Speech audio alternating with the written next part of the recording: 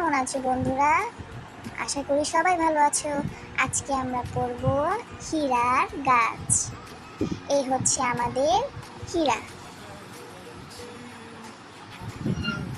বাগানে হাঁটছিল হীরা, বাগানে কত গাছ। গাছ হীরার খুব ভালো লাগে।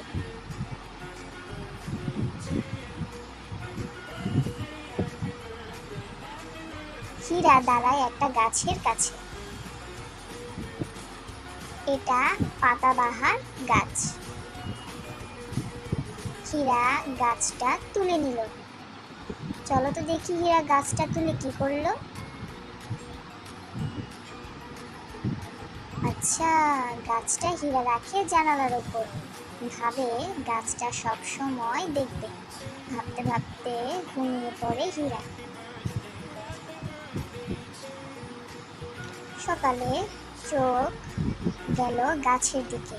এ কি, গাছটা এমন মরা হয়ে আছে কেন? সবুজ রং গেল কোথায়? খুব খারাপ লাগে হীরা।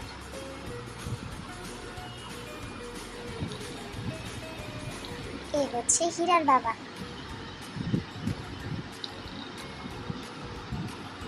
এ সময় বাবা ঘরে ঢুকলেন। হীরা গাছটা বাবাকে দেখালো। বলল, কেন এমন হলো বাবা? ভাবার বিষয়। বাবা হীরাকে বলল, আমি জানি কে এমন করেছে গাছের। তুমিও কি জেনে যাবে? চলো আমরাও জানি কে কাজটা করলো। গাছের শিকড় কিসের ভেতর থাকে জানতে চান বাবা? হীরা বলে, মাটির ভেতরে। বাবা বলেন, ঠিক আছে, ঠিক বলেছ।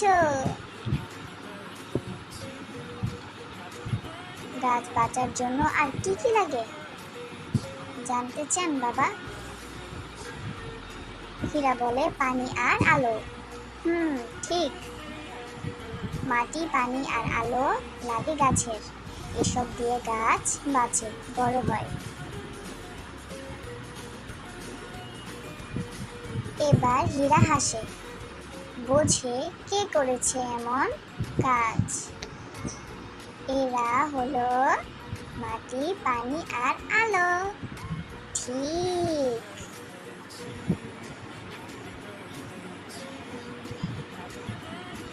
দেখো, হীরা এখন আরেকটা গাছ লাগাচ্ছে তাদের ঘরের আঙ্গিনায়।